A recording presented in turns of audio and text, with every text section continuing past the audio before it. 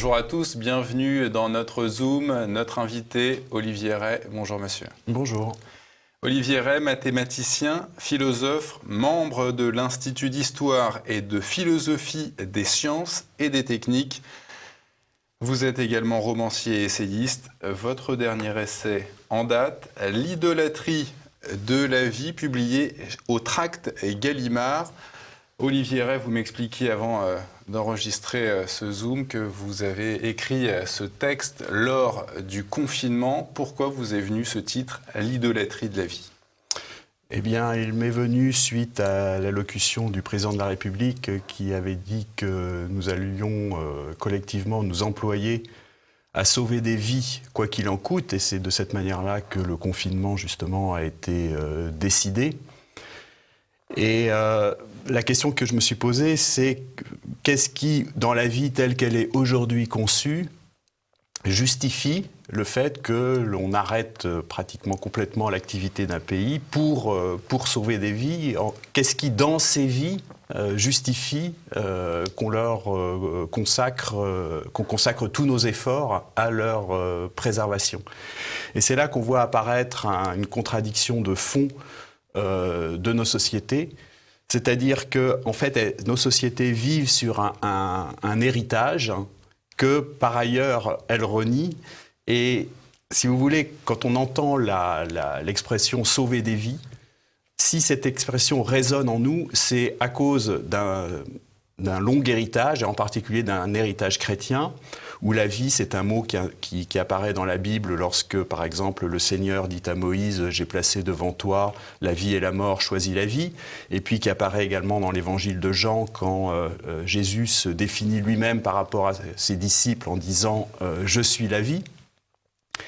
Et puis, en revanche, la définition moderne de la vie dont chacun pourra faire l'expérience en ouvrant un dictionnaire qui date du 19e ou du 20e siècle ou du 21e, la vie est définie à ce moment-là en des termes purement fonctionnels et objectifs. C'est un ensemble de fonctions qui se déploient entre la naissance et la mort. Et lorsqu'on a cette définition de la vie, on ne voit absolument pas pourquoi il faudrait tant s'employer à la préserver, parce que c'est à peu près la même chose que de dire que le courant passe dans un circuit électrique ou non. Et c'est pas un drame lorsque, en sortant d'une pièce, on éteint l'interrupteur. Et donc, vous voyez, ce qui s'est passé, c'est que je pense qu'il y avait une sacralité de la vie qui était justifiée par le fait qu'elle était incluse à l'intérieur d'un certain contexte, et cette sacralité de la vie a été reportée sur des phénomènes purement physiologiques, et c'est pour ça que je parle d'idolâtrie de la vie, non pas que dans la vie il n'y ait pas quelque chose de sacré, sauf que la façon dont elle est aujourd'hui conçue a évacué complètement le sacré, et donc ce sacré qu'on continue d'accorder à quelque chose dont on dit qu'il n'a rien de sacré, voilà, c'est ça qui signe exactement ce qu'on doit appeler l'idolâtrie.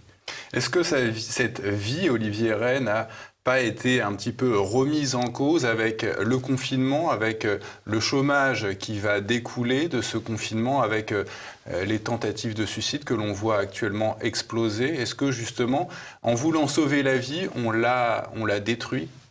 De toute façon, il y a toujours le gros problème, c'est à quoi bon vivre si pour vivre on doit perdre les raisons de vivre, et si on doit perdre aussi, même au-delà de ça, les moyens de vivre. Bon, il ne faut pas, si vous voulez, pour ce qui est des décisions qui sont prises, on peut les critiquer dans le détail, et Dieu sait s'il y a matière à le faire. Il faut aussi voir que tous les gouvernements sont placés devant une situation qui est quand même très difficile, puisque nous sommes dans une situation contemporaine où, comme la mort est devenue obscène et complètement évacuée de l'espace public, elle terrifie énormément de nos contemporains, et donc les gouvernements doivent, pour rassurer leur population, mettre en œuvre des moyens énormes pour essayer de limiter le nombre de morts, mais en même temps, ils sont obligés de tenir compte du fait qu'une société, elle doit continuer aussi à vivre pour perdurer. Et donc, ils sont dans un équilibre difficile à trouver entre essayer de limiter le nombre de morts, mais essayer que la société ne s'effondre pas sur elle-même. Une question un peu capillotractée, Olivier Rey, dans quel type de société aurait-on eu affaire si vous aviez dû écrire ce texte en disant l'idolâtrie de la mort ? Quel type de société vous aurait inspiré ce titre ? À l'inverse.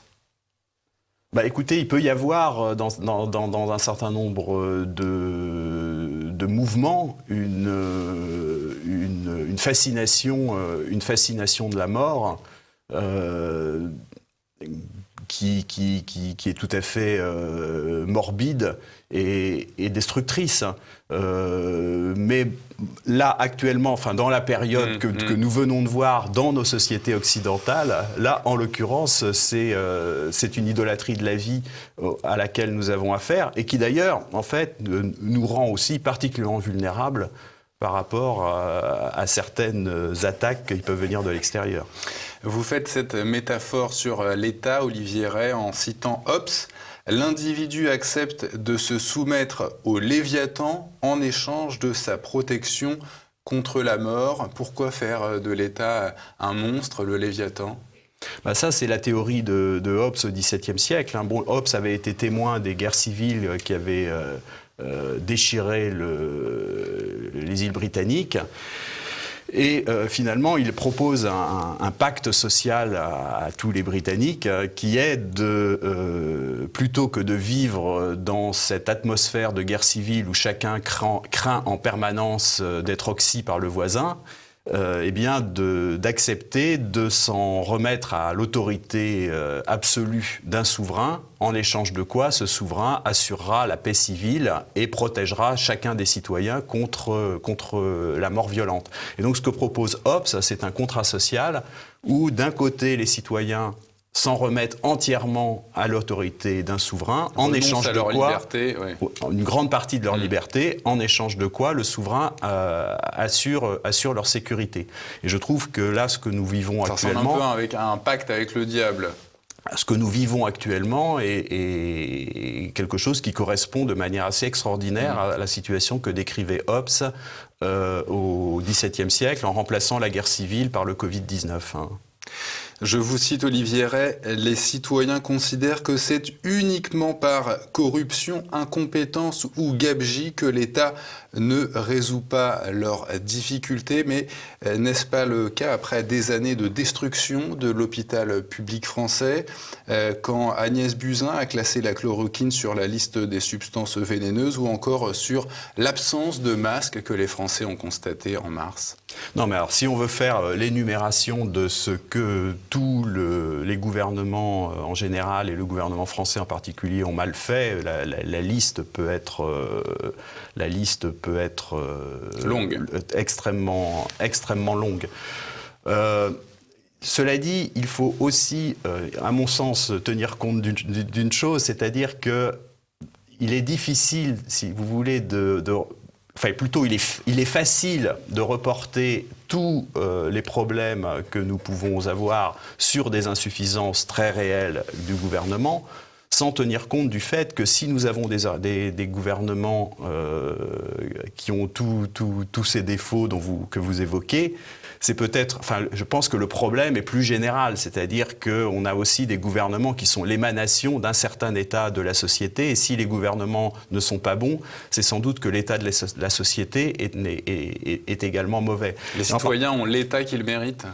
Pas forcément, mais disons qu'on ne peut pas s'exonérer simplement sur le gouvernement de tout ce qui ne va pas. En fait, ce que je note, c'est que lors des élections, se met toujours en place un jeu extrêmement pervers entre d'un côté des candidats qui, pour recueillir les suffrages de leurs concitoyens, vont se présenter comme des gens potentiellement tout-puissants, qui, lorsqu'ils seront élus, pourront résoudre absolument tous les problèmes, mais d'un autre côté, des citoyens qui se laissent prendre à ces discours, parce qu'on pourrait très bien dire qu'un candidat beaucoup plus honnête viendrait pour leur expliquer qu'il fera de son mieux, mais qu'il y a des choses que l'on peut faire, des choses que l'on ne peut pas faire.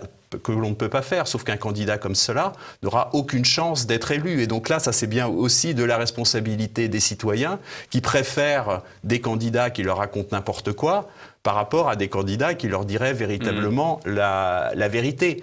Donc ils élisent des gens qui ont dit n'importe quoi, et puis une fois qu'évidemment ils sont élus, ils ne peuvent pas du tout réaliser ce qu'ils avaient promis, et à ce moment-là, on les rend responsables de la situation. Donc nous avons d'un côté des gouvernements qui infantilisent la population, mais de l'autre côté, beaucoup de gens à l'intérieur des populations qui se laissent volontiers infantiliser. C'est une perversité de la démocratie, Olivier Rey, ce système. Par exemple, là, ce qui s'est passé avec les masques est tout à fait typique. Quand l'épidémie est arrivée, la première mesure qu'il aurait fallu prendre, c'était de demander à la population de porter des masques pour essayer, comme on le fait d'ailleurs aujourd'hui, de réduire la vitesse de propagation. Sauf que le gouvernement n'avait pas de masques en stock. Mais au lieu, si vous voulez, de manière très responsable, d'aller devant les citoyens en disant « écoutez, on est embêtés, mais bon, les stocks n'ont pas été renouvelés ». En plus, c'était même pas ce gouvernement-là qui était directement responsable du non-renouvellement des stocks. On est désolé, on n'a pas de masque, mais après tout, il y a beaucoup de gens dans les foyers français qui ont des machines à coudre et qui peuvent s'atteler à la tâche. Et puis, avec les moyens du bord, eh bien, toute la nation se mobilisant, on va fabriquer des masques et on va essayer de faire que les choses se passent au mieux. Mais à partir du moment où le gouvernement pense qu'il faut absolument qu'il se présente en situation de toute puissance, comme là, l'absence de masque était un accroc à sa toute-puissance, ce qu'il a fait pour garder son image de toute-puissance, c'est dire les masques ne servent à rien. Bon. L'État n'est plus à la hauteur de... Donc quitte ensuite, 2 mois ou 3 mois plus tard, à dire que les masques sont obligatoires et de mettre des amendes aux gens qui n'en portent pas. Mais d'un autre côté, vous avez des citoyens qui en viennent presque à dire que si on a des morts, c'est pas à cause du coronavirus, mais c'est seulement à cause du gouvernement. C'est-à-dire, en fait, c'est le gouvernement qui va tuer les gens. Vous voyez, donc on a ce jeu extrêmement pervers entre un gouvernement... C'est le jeu de la démocratie qui est pervers, Olivier Rey ? D'une certaine démocratie telle qu'elle fonctionne aujourd'hui, une démocratie médiatique avec un très grand éloignement. Ça n'est pas pour rien, par exemple, vous voyez que dans le discrédit dont sont frappés tous les hommes politiques, les élus locaux sont quand même ceux qui s'en sortent le mieux, parce que ce sont encore des gens qu'on a une chance qu'on a encore une chance de rencontrer. Et plus on a un éloignement entre les gouvernants et les gouvernés, plus fatalement ce type de choses se met en place. Et ce n'est pas pour rien que, si vous voulez, un pays où le système démocratique marche quand même le mieux, c'est la Suisse, qui est un pays qui est de dimension limitée et où surtout la démocratie s'exerce au niveau cantonal.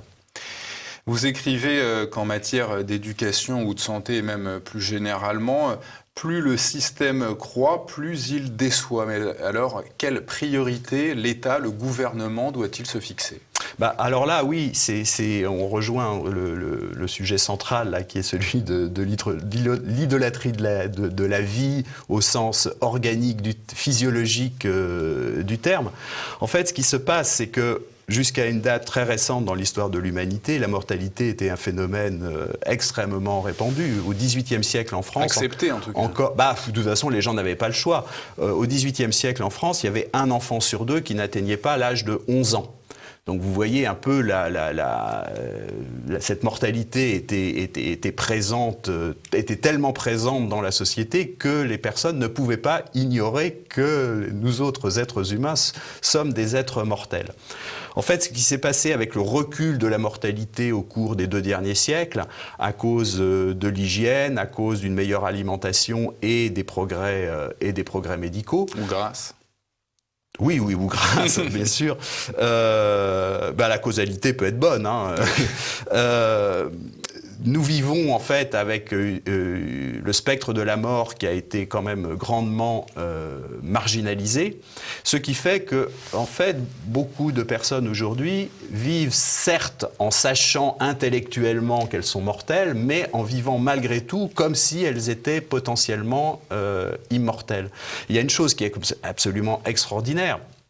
À partir du 19e siècle, il a fallu, avant d'enterrer les gens, que soit établi un certificat de décès établi par un médecin, et le médecin a dû très vite signaler sur leur certificat de décès la cause de la mort.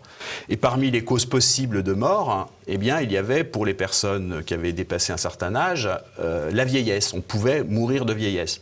Au cours du XXe siècle, l'espérance de vie a encore beaucoup augmenté, mais la mort de vieillesse a disparu des nomenclatures. Donc on arrive à ce paradoxe que jamais nous n'avons vécu aussi vieux et qu'aujourd'hui, il faut le savoir, plus personne ne meurt de vieillesse. Jeanne Calment n'est pas morte de vieillesse. Elle est morte d'une insuffisance cardiaque ou rénale ou je ne sais pas quoi. Mais si vous voulez, à force de donner toujours une cause particulière à la mort, en fait, on se dit, bah oui, mais si on avait su mieux réparer le cœur, mieux réparer les reins, mieux réparer le foie, etc., eh bien, on aurait pu continuer à vivre. Et à ce moment-là, la mort n'apparaît plus comme quelque chose qui est à l'horizon de la condition humaine, mais comme quelque chose qui est toujours un accident que, d'une certaine manière, on pourrait prévenir. Et c'est ça qui fait que la mort est devenue aussi terrifiante, c'est que tout est organisé dans la vie quotidienne pour que nous ne nous souvenions plus que nous sommes des êtres mortels. À la fin, dites-vous, Olivier Rey, ne reste plus que le joker de la santé. Qu'est-ce que vous voulez dire quand vous écrivez que les malades sont mis au service de l'agenda technologique ? C'est-à-dire que là, vous voyez, dans la crise que nous avons vécue et que nous continuons à vivre, le slogan qui a été mis en avant, c'est qu'il fallait sauver des vies. Et le fait de sauver des vies entraîne quand même des dégâts dans beaucoup d'autres, à beaucoup d'endroits, et en particulier dans le domaine économique. Mais pour les dirigeants, au départ, il faut bien dire que l'irruption de cette épidémie a été assez catastrophique. Et contrairement à ce que certains complotistes peuvent imaginer, comme quoi ils auraient tout organisé pour mettre la population sous le boisseau. Non, ça a été d'abord, il faut bien... Quiconque connaît un peu de personnes qui étaient dans les ministères à ce moment-là, ça a été la panique.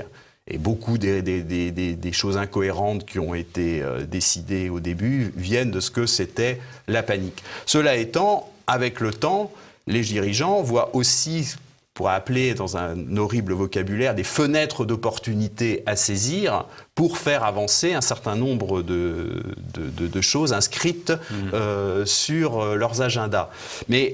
Et là, précisément, le Covid-19 peut être une occasion à saisir. L'opportunité. Voilà. Bon, alors, il y avait Geneviève Fioraso qui a été ministre de la Recherche pendant un certain temps. Elle disait, quand vous avez, par exemple, des résistances au déploiement de certaines technologies, en fait, ce qu'il faut, c'est trouver une micro-application médicale à la technologie. Vous faites venir sur les plateaux de télévision des malades qui pourraient potentiellement profiter de cette avancée. Et à ce moment-là, eh bien, c'est l'autoroute. Plus personne ne pourra s'opposer au déploiement de cette stratégie. Bon, là, on le voit de manière caricaturale aujourd'hui avec le déploiement de la 5G, où, en fait, le président de la République dit et ses ministres peuvent dire que grâce à la 5G, on pourra faire de la télémédecine, par exemple.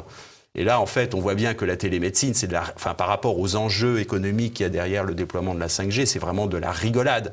Mais on voit très bien comment l'argument médical, si vous voulez, peut être utilisé pour faire passer ce qu'on a envie de faire passer. Justement, sur cette 5G que beaucoup d'observateurs critiquent, le président avait qualifié d'amiche ceux qui voudraient s'y opposer. Et justement, dans votre ouvrage, écrit lors du confinement, donc plusieurs mois avant cette déclaration du président, vous évoquez ce terme de amiche. C'était dans quel contexte ? Est-ce que c'était aussi pour parler des Français ? Non, c'est dans le fait que, vous voyez, le discours récent de Macron devant les acteurs de l'économie numérique était tout à fait révélateur à ce sujet. Il a dit nous allons déployer la 5G parce que la 5G, c'est l'innovation. Bon. Je trouve que c'est une justification qui est extrêmement faible. Et en fait, moi, ce que j'apprécie chez les Amish, dont nous pourrions nous inspirer, je ne dis pas que les choix que font les Amish sont bons, Ce que je trouve bien chez les Amish, c'est que face à une nouvelle possibilité technique, les Amish se réunissent et se demandent est-ce que nous adoptons cette nouvelle technique ou pas, selon le fait qu'ils estiment que ce sera bon ou mauvais est-ce un progrès ou non pour leur communauté. Est-ce que ça fera progresser notre communauté, notre vie communautaire ou pas? Et en fait, les Amish ne sont pas contre toute technique. Par exemple, ils ont été contre l'électrification de leur communauté parce qu'à ce moment-là, c'était se rendre complètement dépendant de grands réseaux électriques qu'ils ne maîtrisent absolument pas. Ils sont restés au gaz. Mais ils acceptent les bouteilles de gaz parce que ça, c'est quelque chose qui reste sous leur contrôle. Mais encore une fois, je ne dis pas qu'il faudrait vivre comme des Amish et que les choix des Amish vis-à-vis de telle ou telle technique sont les bons. Je dis qu'ils ont la sagesse de soumettre une innovation technique à la question est-ce que cela nous fait humainement progresser ou pas? Bon, là, le fait de dire la 5G, il faut la déployer parce que c'est l'innovation, je trouve que c'est une justification quand même extrêmement faible.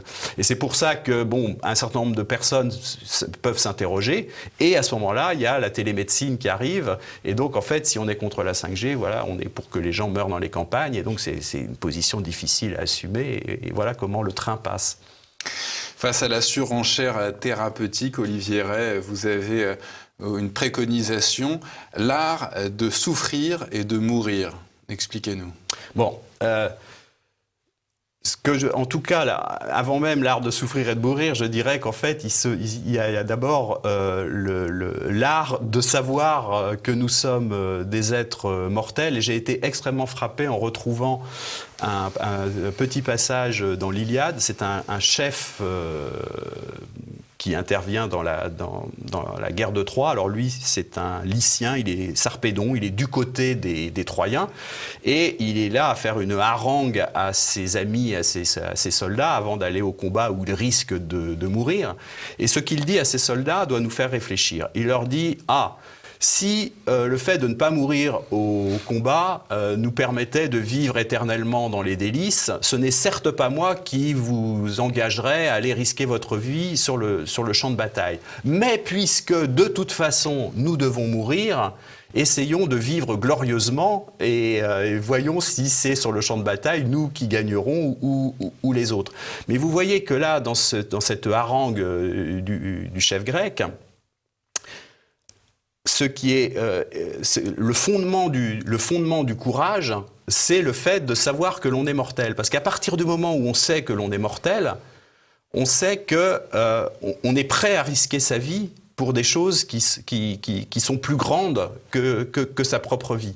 Alors que si l'on vit comme si l'on était potentiellement immortel, on va devenir d'une lâcheté épouvantable parce que l'enjeu est tel, vous vous rendez compte, si vous risquez votre vie alors que vous êtes potentiellement immortel, vous perdez une infinité de vies, et à ce moment-là, vous ne pouvez plus prendre aucun risque. Et c'est, je trouve, ce qui est le plus grave dans ce qui se passe actuellement, c'est que si les populations se laissent véritablement convaincre qu'il n'y a rien de plus important que la simple survie physique, à ce moment-là, nous sommes prêts à toutes les suggestions vis-à-vis des pouvoirs qui seront là en disant qu'ils vont nous assurer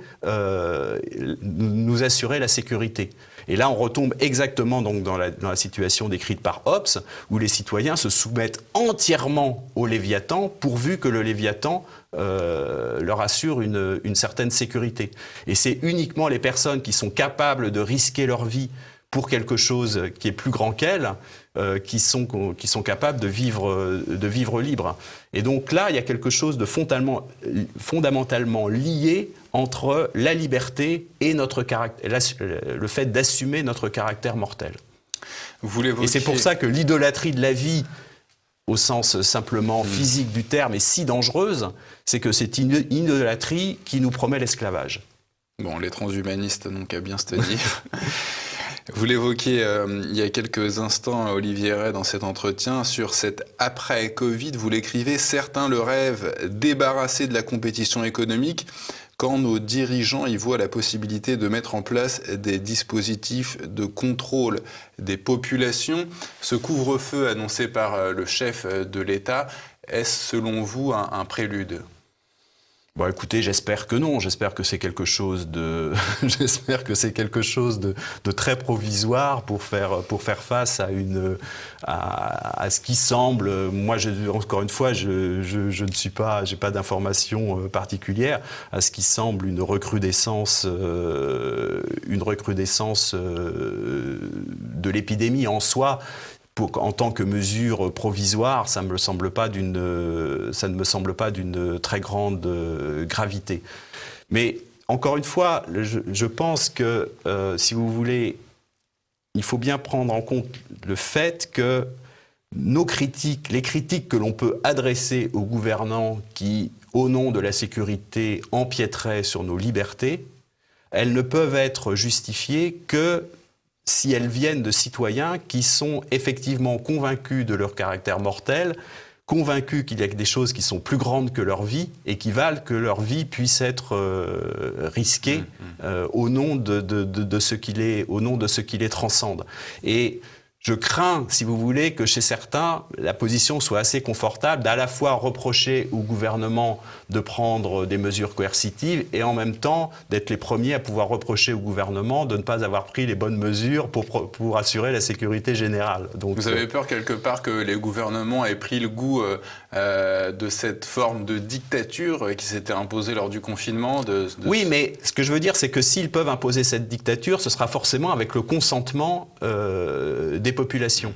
Et ce qui arrache le consentement aux populations, c'est la peur, comme l'avait très bien vu Hobbes. L'idolâtrie de la vie, nos téléspectateurs peuvent se le procurer, cet ouvrage sur la boutique officielle de TV Liberté. Merci Olivier Ray. Merci beaucoup à vous.